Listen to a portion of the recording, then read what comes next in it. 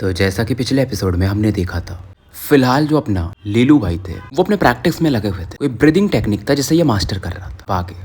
अब अगले दिन जब ये बाहर निकल काइवे को देखता है, ये बहुत खुश दिख रही थी, मानो चेहरा फूल के समान खिला हो। और बाजू में टेबल पर 2 वॉल्ट रखे हुए, मतलब बॉक्सेस, दिखने में काफी सही दिख रहे थे। बेसिकली एक ट्रेजर था जैसे रेजोनेंस यूजर यूज करते, उसमें आप अपना पावर थोड़ा सा इन्फ्यूज करके उससे अटैक करो तो आपका अटैक और शार्प हो सकते, बैटल कैपेबिलिटीज बढ़ सकती है। इसे आप डुअल ब्लेड्स कह सकते हो। तो लुओ इसके देखता है और लेके देखता है, सही यार ये तो सही, नॉट बैड। इसे आप रेजोनेंस आर्टिफैक्ट्स भी कह सकते। काइवे बताती है कि यार ये ट्रेजर लेवल पे तो नहीं है, मतलब बहुत अच्छी क्वालिटी होगी तब उस लेवल पे गिना जाता है, बट आपके इस बैटल के लिए काम आएगा जो एग्जाम में होने वाला है। और लुओ इन्हें थैंक्स बोलता है और इनकी बात होती तो ये बताता है कि हाँ 3 दिन और है फिर एग्जाम स्टार्ट हो जाएगा। काइवे थोड़ा चिंता भी दिखाती है कि आप अच्छा करोगे ना, क्योंकि यार अभी तो ये इसको 1 महीने भी नहीं हो रहा है और तो चिंता तो रहेगी। और ये चाहती थी कि अपना लुओ जो है एस्टल सेज कॉलेज में एंट्री पा ले, तो जियांग किंगे का भी बर्डन थोड़ा कम होने लगेगा। और ये भी अपना आश्वासन देता है। धीरे धीरे समय निकलता और छुट्टियां बीत चुकी थी और लुओ एकेडमी लौट जाता है। इससे और जाओ कुओ को, दोनों को टीचर जो जू थे वो बुलाते हैं और बातों के दौरान बोलते हैं यार तुम 7 सील स्टेज पे पहुंच गए। जाओ कुओ ऐसा बोलते हैं और लुओ भी ऐसा नोटिस करते, क्योंकि देखो जाओ कुओ का जो रेजोनेंस था ना, ग्रेड 5 ही था, बहुत मेहनत करता था ये बंदा, फाइनली 7 सील के पावर पे भी पहुंच गया था। और लीलू भी इसे और मोटिवेट करता है, वो भी मजे लेता है कि भाई मैं तुम्हारे बराबर का हूँ, एक तो तुम्हारा पावर भी अब बढ़ने लगा है, दूसरे तुम हैंडसम हो। बट लीलू भी अपना बोलता है यार कुछ भी हो जाए दोस्त तो हो तुम मेरे, और दोस्त रहोगे।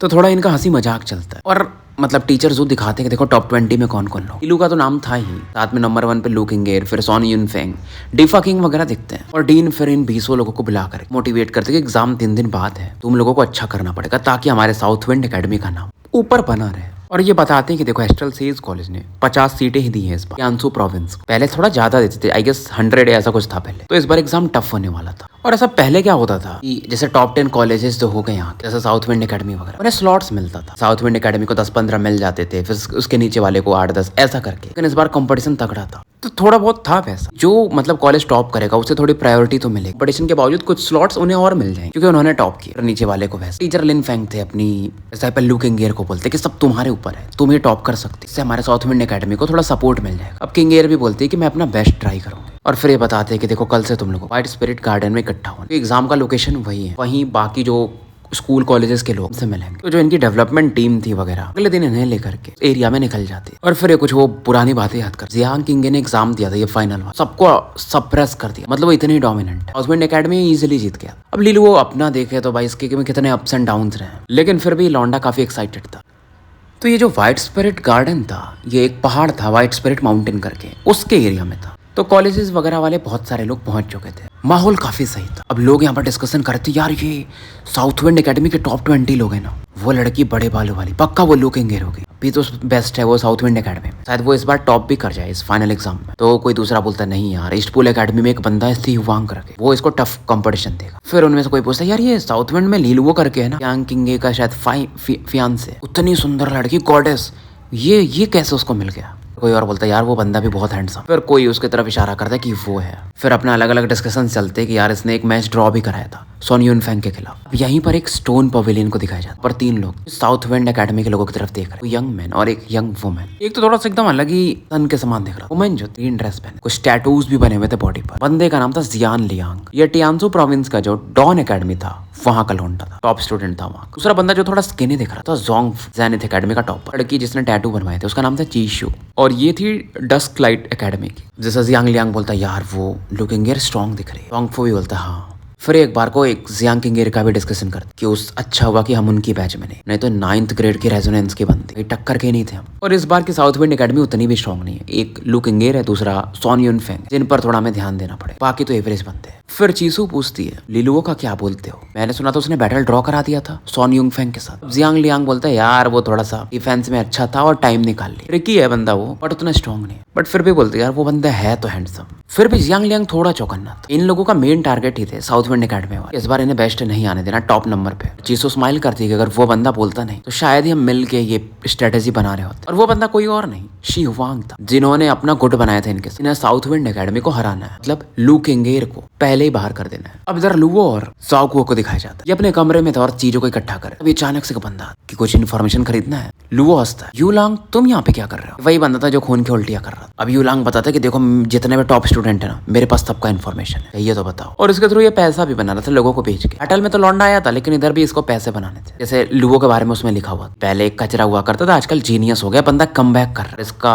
इन्फॉर्मेशन था, मतलब वाटर रेजोनेंस है इसके पास 5th ग्रेड। लुओ को थोड़ा गुस्सा आता है, बट क्या ही करेगा।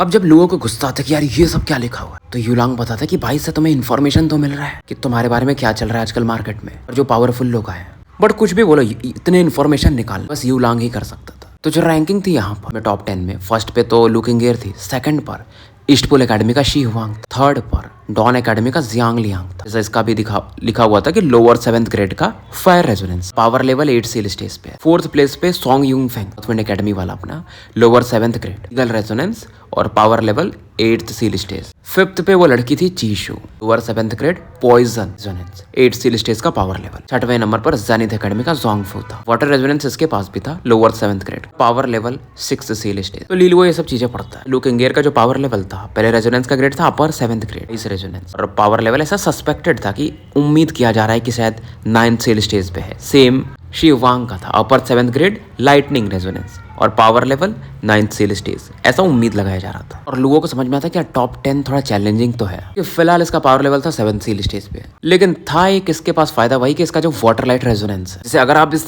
इसका बैटल सॉन यूनिफेंग के साथ हो जाए, अटैक कर सकता था। मतलब टॉप 10 में 2 बंदे ज्यादा प्रॉब्लमेटिक है, लू किंगेर तो ये तो इसके कॉलेज की हो, दूसरा शी हुआंग वो बंदा, क्योंकि उनका रेजोनेंस आर्ट भी अच्छा था, रेजोनेंस ग्रेड भी अच्छा था। फिलहाल अब लू अपने बारे में सोचता है कि इसका 6th ग्रेड का वाटर लाइट रेजोनेंस, उन दोनों का भाई 7th ग्रेड है और अपर लेवल है, और ये जियांग किंगे तो है नहीं 9th ग्रेड का लाइट रेजोनेंस, पावर लेवल भी कम रहा तो बस उस प्योरिटी के दम लाइट रेजोनेंस का ग्रेड है, सबको हिला के रख देगा। जैसे कि जब पे हाउ से जियांग किंगे बैटल कर रही थी तो उसका पावर लेवल लो था, लेकिन 9th ग्रेड की प्योरिटी की वजह पे हाउ को सप्रेस कर पा रहे थे। तो फिलहाल वो अपना यूलांग ने इन्फॉर्मेशन दिया था उसके बारे में सोच रहा था। इधर शाम का समय हो जाता, ज़ाओकुओ यहाँ पर था, लेकिन जब देखता है कि लू अपना बिजी है तो फिलहाल ये निकल लेता है। इसे लगता है कि यूलांग ने अच्छा ही किया, इन्फॉर्मेशन इसके लिए छोड़ के चला गया था, ये इन्फॉर्मेशन किसी और को उसके खिलाफ प्लान करता, बट यूलांग ने ये पूरा इन्फॉर्मेशन निकलवा लिया। इसे लगता है यार यूलांग मेरे लिए बहुत अच्छा सोचता है, बट वो दिखाता नहीं। फिलहाल इसे भूख लग चुका था और ज़ाओकुओ था नहीं, तो ये बोलता भाई ये बंदा कहाँ गया, पर तभी दरवाजे पर खटखटाने की आवाज आती और ये था यूलांग। वो बोलता है लीलुओ तुम्हारा दोस्त ज़ाओकुओ कुछ लोगों ने पकड़ लिया, उसका मैटर हो गया थोड़ा जेनिथ एकेडमी के साथ, और उनका जो जेनिथ एकेडमी का बंदा है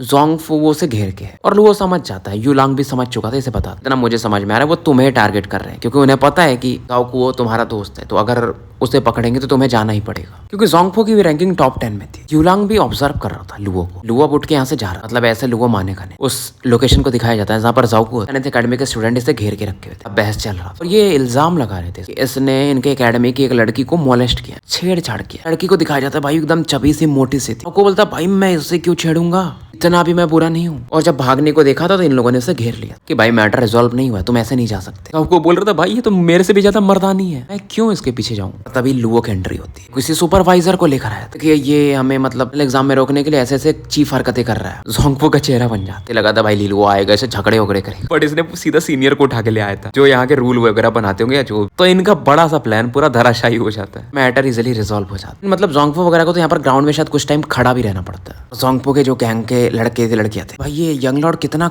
डरपोक है, जो के बीच में टीचर्स को ला रहा है। ज़ाओकुओ भी इसे फंसा देता कि ये मुझे मारने वाला था टीचर, प्रॉक्टर या जो भी होंगे। वो अपना मस्त स्माइल कर रहा था। 3 घंटे इन्हें यहाँ पर खड़ा रहना पड़ता है। जाते जाते लेकिन लुओ उसके कान में बोलते तुम्हें क्या लगा मुझे इतना इजिली बुले कर सकते। जोंगफू को समझ में आता है ये बंदा डार्क हॉर्स है। लुओ चाहता तो पावर दिखा देता ना ऐसा जोश में, लेकिन वो एकदम नॉर्मल था और उसने अलग वे में चीजों को हैंडल किया था। जोंगफू बोलता भी है कि हाँ मैं मानना पड़ेगा, अगर जियांग किंग इतने टेरिफाइंग है तुम उसके फियांसे, इतने सिंपल तो नहीं हो सकते। लुओ स्माइल करता और निकल लेता है। फिलहाल समय थोड़ा बीतता है, कमरे में लोगों को दिखाया जाता है जैसे शी हुआंग, यांग लियांग था और चीशू थे, तो अपना पानी वानी जूस वगैरह पी रहे थे। जोंगफू के बारे में डिस्कस करते कि वो कहाँ रह गया, ऐसा तो नहीं वो हमें धोखा दे रहा, हमारे प्लान से बाहर जा रहा है। तभी कोई आता है दरवाजे, वो आ नहीं पाएगा क्योंकि पूरी कहानी बताता है कि लुओ वगैरह ने उसके साथ क्या किया है। जियांग लियांग हो या चीशू इनको विश्वास नहीं होता कि ऐसा कुछ भी कर सकता है। यांग लियांग बोलता है कि देखो मैंने बोला था ना कि लुओ को टेस्ट मत करो, वो बंदा मुझे अलग ही फील हो रहा।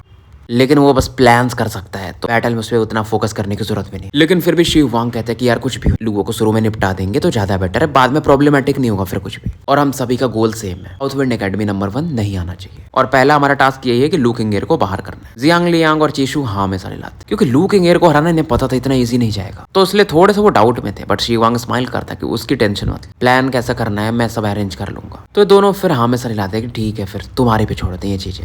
तीनों मस्त चाय पीते और एक दूसरे को बोल रहे थे कि यार तुम्हारे साथ काम करके अच्छा लग रहा है।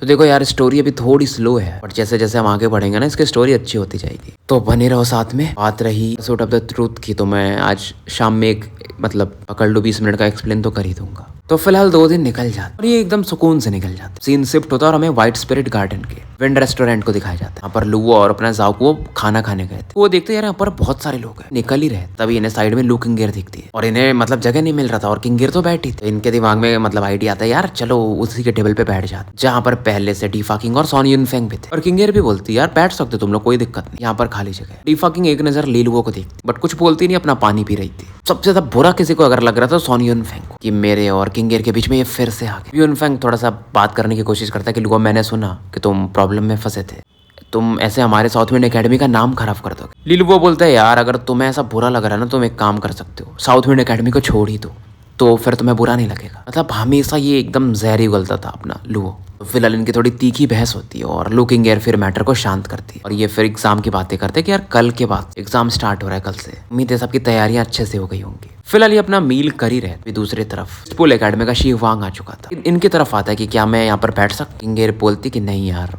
जगह फुल हो चुका है, लेकिन वो स्माइल करके बोलती। शिव वांग बाजू से एक चेयर लेके इनके पास बैठ जाता है, बट किंगेर से बोलती कि देखो हम राइवल्स और यहाँ पर फैमिलियर होने नहीं आए हैं, फैमिलियर बाहर में हो सकते बट फिलहाल एग्जाम है। वांग समझाने को कोशिश करता है कि यार देखो इस कंपटीशन के बाद तो हम वैसे भी एस्टल सेज कॉलेज में जाएंगे, तो वहां पर हम कलीग्स रहेंगे, तो अभी यहाँ पर ऐसा क्यों करना है। अपना किंगेर भी बोलती है फिलहाल जो है वही रहने दो। और लोग अपना मस्त खा रहा तो उसे फर्क ही नहीं पड़ता। और उसके बाद दोनों यहाँ से चलने लगते कि यार खाना तो हो गया, चलो थोड़ा सा वॉक करते। किंगेर थोड़ी टेंशन में थी क्योंकि ये जो बंदा आके बैठ गए थे शिव वांग, तो लुओ अपना स्मार्ट था इसे लेकर बाहर जाने लगता है। शिव वांग को और गुस्सा आ रहा, बीन जैसा कुछ उठाता ही तो गुस्से में फोड़ देता और लाइटनिंग पावर लुओ की तरफ अटैक कर देता। दोनों क्योंकि जा रहे थे तो पीछे पलट के देख नहीं सकते, देख सकते तो ऑब्वियसली, बट भाई कोई पीछे से तुम्हारे अटैक करेगा तुम्हें क्या पता। लेकिन तुरंत ही किंगेर से ब्लॉक कर देती है पलट के और शिव वांग स्माइल करता है यार वो गलती से हो गया, मैं ये बीन को ऐसा उछला रहा था और पावर रिलीज हो गया। वो लीलुओ से सॉरी बोलता है यार गलती से हो गया। वो भी बोलता है यार मुझे गुस्सा नहीं आ रहा तुम लेकिन खाना बर्बाद कर, तुम्हारे मम्मी पापा ने तुम्हें मैनर्स नहीं सिखाई क्या? नहीं तो ऐसा है तो बचपन में कोड़े वोड़े नहीं लगे तो मैं गवर्नर शी के पास कोड़े भिजवा सकता हूँ। शिव वांग बोले तो बोले क्या,